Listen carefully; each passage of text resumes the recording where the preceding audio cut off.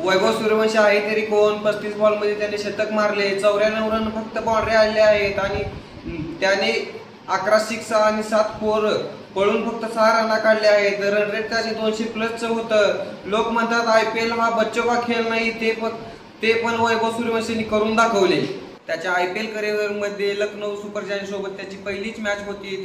त्यामध्ये त्याने 20 बॉल मध्ये 34 रन काढल्या होत्या, पण तो जेव्हा आउट झाला तेव्हा रडला, कारण राजस्थानचे कॅप्टन रियान परागला वचन दिले की मी कमीत कमी हाफ सेंचुरी करून येणार, तरी पण त्याने पहिल्याच बॉलला 6 मारला आणि असा इंडियातील 10वा खेळाडू आहे त्याने IPL करिअर मध्ये पहिल्याच बॉलला 6 मारला। त्या मॅच मध्ये त्याने 3 सिक्स मारले होते। आज त्याने 17 बॉल मध्ये हाफ सेंचुरी तर 35 बॉल मध्ये सेंचुरी केली आहे।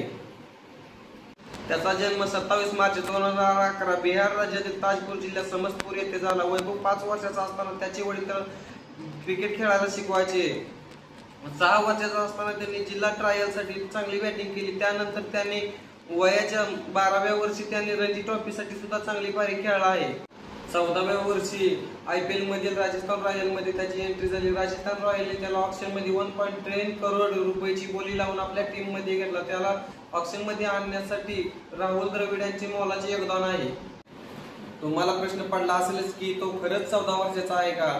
हो, खरंच तो 14 वर्षाचा आहे, कारण BCCI म्हणजेच भारतीय क्रिकेट नियामक मंडळ हाडांची चाचणी केली जाते, त्यामध्ये एज सर्टिफिकेट मॅटर करत नाही।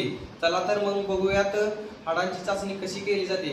हाडांची चाचणी करण्याच्या प्रक्रियेला ऑसिफिकेशन असे म्हणतात। त्यामध्ये व्यक्तीच्या हाडाची लांबी, रुंदी, दात अशा अजून शारीरिक चाचण्या केल्या जातात।